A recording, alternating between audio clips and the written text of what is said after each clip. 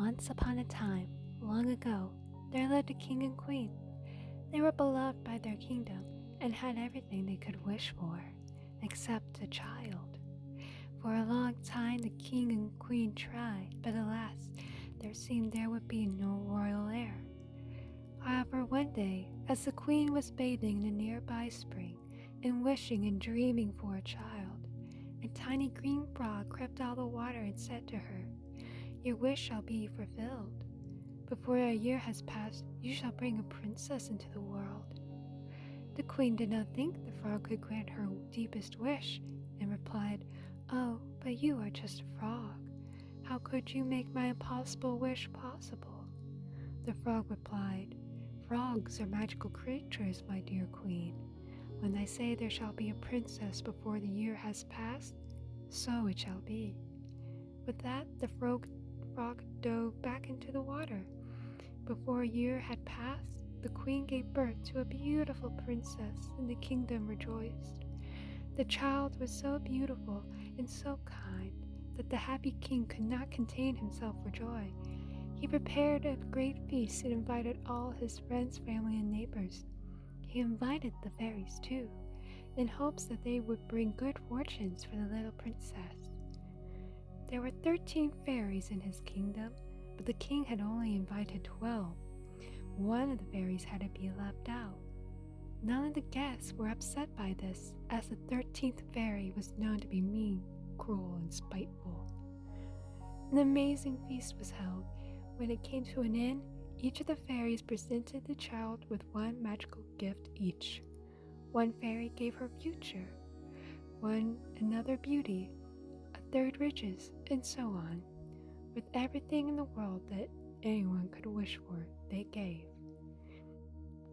After 11 of the fairies had presented their gifts, the 13th suddenly appeared from a cloud of darkness. She was angry and wanted to show her spite for not being invited to the feast. Without hesitation, she called out in a deep voice, "When she is 15 years old, the princess shall prick herself on a spindle and shall die." Then, without another word, as quickly as she appeared, she disappeared. The guests were horrified, and the queen began to cry for her child. But the 12th fairy, whose wish was still not spoken, stepped forward. Even though her magic could not remove the curse, she could soften it, so she said, "My king and queen, your princess shall not die, but instead shall fall into a deep sleep that will last 100 years. The king and queen were still frightened, but were relieved that their precious princess would not die. The king and queen, however, were determined to prevent the curse placed on the princess by the 13th fairy, and sent out a royal decree that all the spindles in the kingdom shall be destroyed or burned. As the years passed, the promises of the fairies came true, one by one. The princess grew to be beautiful, modest, kind, and a clever woman. Everyone who saw her could not help but love her on the spot. On the dawn of her 15th birthday, the princess awoke early, excited to be another year older. She was up so early in the morning that she realized everyone was still asleep. The princess roamed through the halls, trying to keep herself occupied until the rest of the castle awoke. She wandered about the palace, looking at rooms and hidden halls as she pleased, and at last she came to an old tower. She climbed the narrow winding staircase and reached a small door. A rusty key was sticking in it, and she turned it, and the door opened. In a little room sat a wrinkly old woman with a spindle, busily spinning her flax.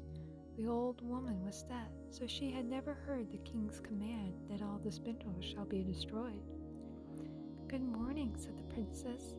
"What are you doing?" "I am spinning," said the old woman. "What is the thing that whirls around so happily?" asked the princess, and she took the spindle and tried to spin too. But she had scarcely touched the spindle when she pricked her finger, and at that moment she fell into the hard ground and lay still in a deep sleep.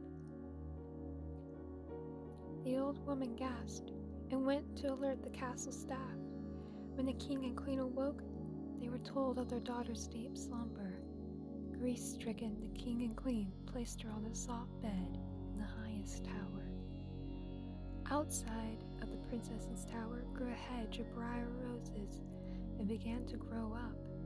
Every year it grew higher, until at last nothing could be seen of the sleeping castle. As the days turned into months and months into years, when the king and queen had died, the kingdom fell apart, and Sleeping Beauty was left all alone. There became a legend in the land about the lovely Sleeping Beauty, as the king's daughter was called, and from time to time, princes would come and try to force their way through the hedge into the castle to awake the sleeping princess. But they found it impossible, for the thorns, as though they were alive, and grabbed at them and would not let them go. After many years, a faraway prince came to the country and heard an old man telling the tale of the castle and the beautiful princess that slept behind the briar hedge and had not awoken for 100 years. The prince would also learn that the princess had tried to make it through the briar hedge, but none had succeeded, and many had been caught in it and died. The young prince said, "I am not afraid, I am brave. I must go see the Sleeping Beauty." The old man did all his power to warn the prince not to go, but alas, the prince would not listen. When the prince approached the briar hedge, it was covered with beautiful briar roses. The shrubs made way for him of their own accord and let him pass unharmed. As the prince toured the vacant halls, he saw what remained of a once prosperous kingdom. As the prince went on further, all was so still that he could hear his own breathing. At last, he reached the tower and opened the door into a little room where the princess was asleep. There she lay with long flowing locks that caressed her face and touched the floor. The prince learned the legend was very true, that she was the most beautiful woman he had ever seen, and could not take his eyes off her. He bent down and gave her a quick kiss. As she touched her, Sleeping Beauty slowly fluttered her eyes and then opened them and smiled up at the handsome prince. When she was awoke, she was very confused, but the prince told her about the downfall of her kingdom since her slumber. The princess cried at the news. However, the prince proposed an idea, that since he was last in line for his kingdom, he could stay here with her and rebuild the kingdom she once loved. She happily agreed. Within the month, the prince and Sleeping Beauty were married. They spent years rebuilding their kingdom and became beloved as a king and queen. And so, from then on, they lived happily ever after.